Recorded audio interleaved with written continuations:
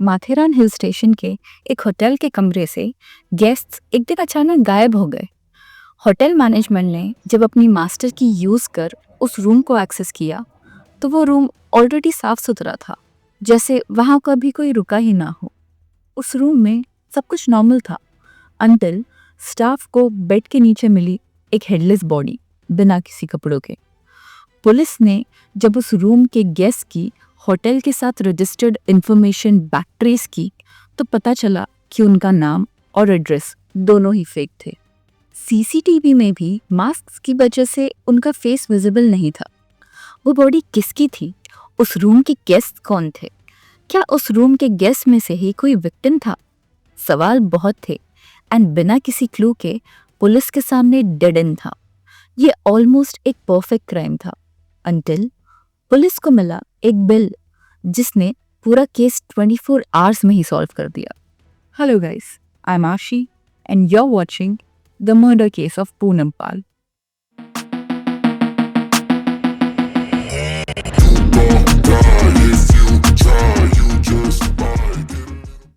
ये केस लोगों के लिए जितना शॉकिंग था, पुलिस के लिए उतना ही ट्विस्टेड था। मर्डरर ने विक्टिम की आइडेंटिटी छुपाकर पूरी कोशिश की थी एक परफेक्ट क्राइम करने की, लेकिन वो कहते हैं ना, there is nothing called as a perfect crime. Criminal कितना ही शातिर क्यों ना हो, कोई ना कोई क्लू जरूर छोड़ जाता है, और ऐसा ही कुछ हुआ हमारे आज के केस में। तो चलिए इस केस को थोड़ी डिटेल में समझते हैं। माथेरान महाराष्ट्र में सिचुएटेड एक हिल स्टेशन है और काफ़ी फेमस टूरिस्ट स्पॉट भी, जिस वजह से वहाँ बहुत सारे होटल्स, लॉजेस और कॉटेजेस हैं। ऐसे ही एक छोटे से कॉटेज के ओनर थे केतन रामाने। उनका कॉटेज थोड़े रिमोट प्लेस पर था, जिस वजह से टूरिस्ट अट्रैक्ट करने वो स्टे के साथ साथ कॉम्प्लीमेंट्री ब्रेकफास्ट भी देते थे। ऐसे ही 12 दिसंबर 2021 एक यूजुअल संडे मॉर्निंग थी। कॉटेज स्टाफ गेस्ट के डोर नॉक कर उन्हें इन्फॉर्म कर रहे थे, सर, मैम, ब्रेकफास्ट रेडी है, आप प्लीज़ आकर ब्रेकफास्ट कर लीजिए। इन्फॉर्म करते करते वो एक रूम के डोर पर पहुंचे। Knock knock. उस रूम से कोई रिस्पॉन्स नहीं आया। उन्होंने फिर ट्राई किया, नॉक नॉक, सर, मैम, फिर कोई रिस्पॉन्स नहीं। उन्हें लगा मे बी गेस्ट सो रहे होंगे, इसलिए वो वहाँ से चले गए। फिर आफ्टरनून में स्टाफ ने रूम सर्विस के लिए फिर उस रूम के डोर पर नॉक किया। Still no response. उन्हें ये बात थोड़ी अजीब लगी और उन्होंने कॉटेज ओनर केतन रामाने को इन्फॉर्म किया। केतन की काफ़ी कोशिशों के बाद भी उस रूम से कोई रिस्पॉन्स नहीं आ रहा था। इस पॉइंट पर उन्होंने अपनी मास्टर की एक्सेस की और उस रूम को खोल दिया। वो रूम एकदम साफ सुथरा था, जैसे वहाँ कभी किसी ने स्टे किया ही नहीं। केतन अपने स्टाफ मेंबर्स के साथ उस रूम की तलाशी लेने लगे। वो जब उस रूम के बाथरूम में गए तो उन्हें फ्लोर और वॉल्स पर खून के धब्बे दिखे। इससे पहले कि केतन कुछ समझ पाते, उनके एक स्टाफ मेंबर की जोर से चीखने की आवाज आई। वो तुरंत उस रूम में वापस चले गए। देखा तो उनके स्टाफ मेंबर्स के चेहरे पर डर था और वो बेड की ओर इशारा कर रहे थे। केतन ने जब बेड के नीचे देखा तो वहाँ एक हेडलेस नेकेड फीमेल बॉडी पड़ी हुई थी। केतन ने तुरंत पुलिस को इन्फॉर्म किया और पुलिस कुछ ही मिनटों में अपनी टीम के साथ वहाँ पहुँच गई।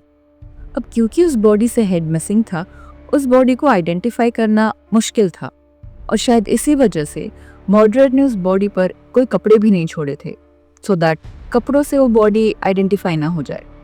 पुलिस ने जब उस बॉडी पर आइडेंटिफिकेशन मार्क्स ढूंढने की कोशिश की तो उस बॉडी के रिस्ट पर उन्हें कुछ मार्क्स दिखे और ध्यान से देखने पर पता चला कि वो कोई टैटू था जिसे किसी शार्प ऑब्जेक्ट से मिटाने की कोशिश की गई थी, और जिसने भी ये कोशिश की थी वो सक्सेसफुल भी था, क्योंकि पुलिस को कुछ समझ नहीं आ रहा था कि वो टैटू किस चीज़ की थी।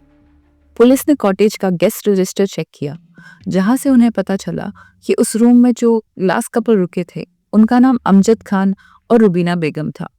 ये थाने डिस्ट्रिक्ट के अंबरनाथ एरिया से बिलोंग करते थे, पर ये उस कॉटेज के ओनर और स्टाफ मेंबर्स की केयरलेसनेस थी, जिन्होंने उनसे कोई आईडी प्रूफ नहीं मांगी और ना ही उस कॉटेज में कोई सीसीटीवी कैमरास थे। पुलिस ने जब उस कॉटेज के अगल बगल के सीसीटीवी कैमरास चेक किए तो उन्हें वो कपल दिखाई तो दिए, पर उनके फेस पर मास्क थे। और क्योंकि वो कोविड का टाइम चल रहा था तो स्टाफ ने भी उनसे मास्क उतारने की रिक्वेस्ट नहीं की। पुलिस ने तुरंत अंबरनाथ पुलिस को कांटेक्ट कर उनके दिए हुए एड्रेस पर चेक करने को कहा। पुलिस की टीम जब उस एड्रेस पर पहुंची और वहां के लोगों से पूछताछ की तो ये पता चला कि उनका दिया हुआ एड्रेस और नाम दोनों ही फेक थे। और मीनवाइल माथेरान पुलिस ने अगल बगल के सारे सीसीटीवी कैमरा फुटेजेस चेक किए और एक फुटेज में उन्हें वो आदमी अकेला दिखा। पुलिस ने अब अलग अलग फुटेजेस को फॉलो कर उस आदमी की ट्रैक ट्रेस करने की कोशिश की और वो उन्हें एक रिमोट जंगल की तरफ अकेला जाता हुआ दिखा जहां कोई आता जाता नहीं था, पर उसके वापस आने की कोई वीडियो नहीं थी, जिस वजह से पुलिस को लगा कि वो आदमी यहाँ के जंगल अच्छी तरह जानता था। उसने यही रास्ता अपने एस्केप के लिए यूज़ किया। पुलिस ने तुरंत उस एरिया में अपनी टीम भेजी और उन्हें गाइड किया कि हो सकता है उसने विक्टिम से रिलेटेड सामान वहाँ डिस्पोज किया हो, तो उन्हें वहाँ जो भी सामान दिखे उसे ध्यान से चेक करें। पुलिस ने वहाँ का जंगल और आसपास की खाई तलाशी तो उन्हें वहाँ एक बड़ा ब्लैक पॉलिथीन बैग मिला जिसके अंदर कपड़ों से कुछ बंधा हुआ था। जब पुलिस ने वो कपड़े खोलकर देखा तो उन्हें एक औरत का कटा हुआ सर मिला। हो सकता था कि ये सर उसी बॉडी की थी।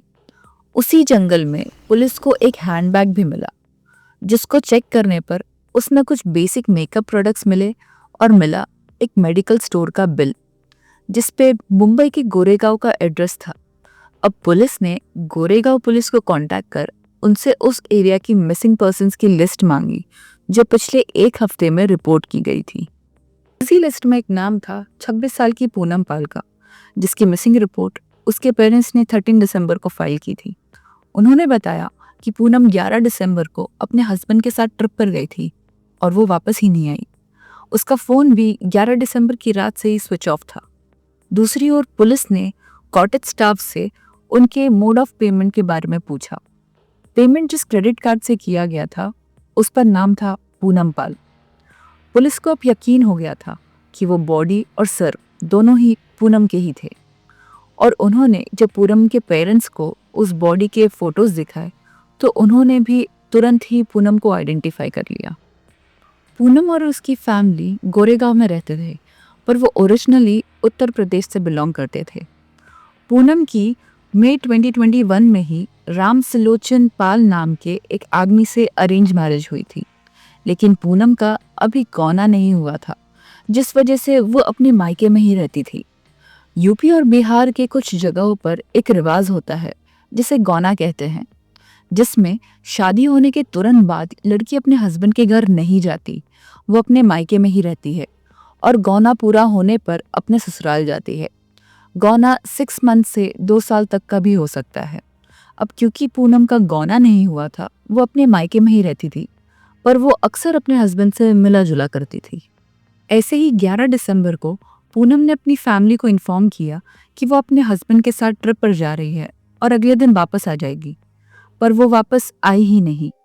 और जब पूनम का फ़ोन स्विच ऑफ आ रहा था तो उसकी फैमिली ने उसके हस्बैंड राम सिलोचन को कांटेक्ट कर पूनम के बारे में पूछा, जिस पर उसने कहा कि वो तो पूनम से मिला ही नहीं।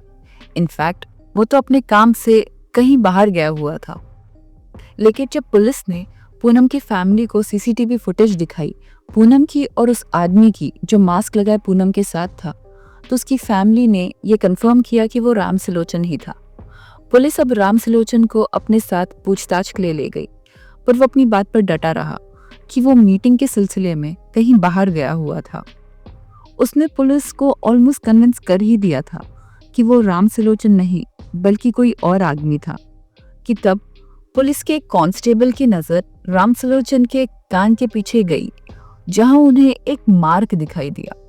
यही मार्क उन्हें उस फुटेज वाले आदमी के कान के पीछे भी देखा था। अब पुलिस को कंफर्म हो चुका था कि फुटेज में वो आदमी राम सिलोचन ही था और वो उसे अरेस्ट कर लेते हैं। राम सिलोचन ने 15 दिसंबर 2021 को ये कन्फेस कर लिया कि उसी ने पूनम का मर्डर किया था।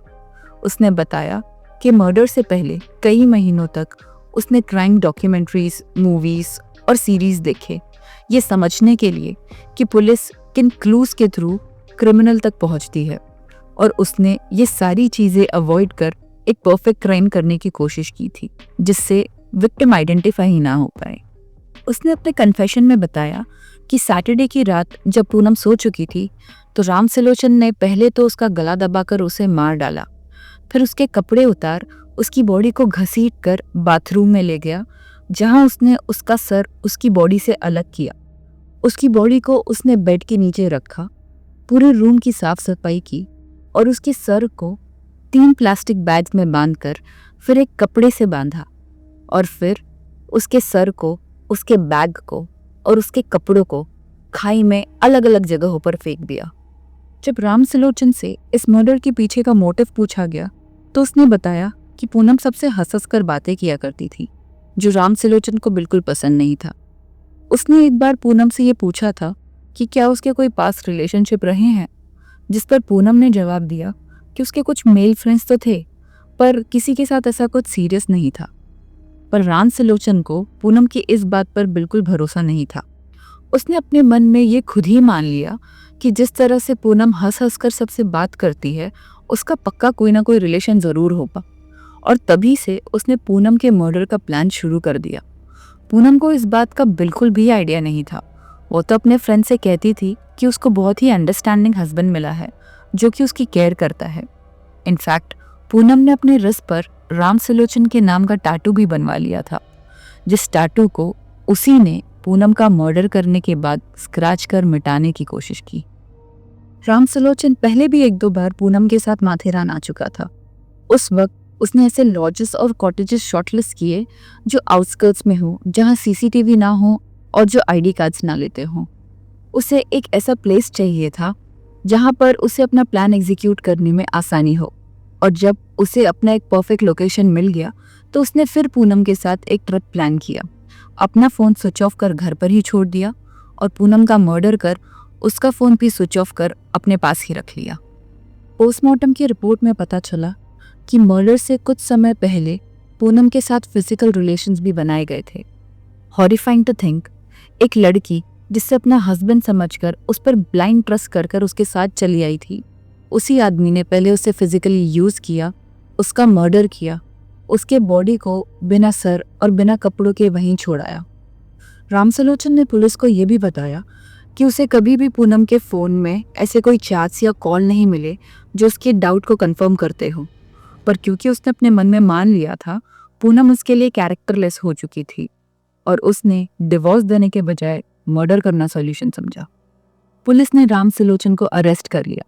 वो बार बार बेल एप्लीकेशन देता रहा जो कि हर बार रिजेक्ट होती गई। उसने अपनी फाइनल बेल एप्लीकेशन दिसंबर 2023 में दी, जो कि 12 दिसंबर 2023 को रिजेक्ट हो गई। वो कहते हैं ना, we can never be ready for what life brings us and sometimes it brings death. Poonam ने कभी सपने में भी नहीं सोचा होगा कि उसके साथ ऐसा कुछ होगा।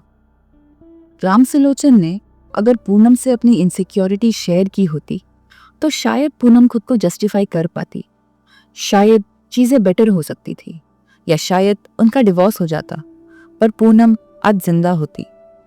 इस केस के बारे में अपने थॉट्स कमेंट सेक्शन में ज़रूर शेयर कीजिए।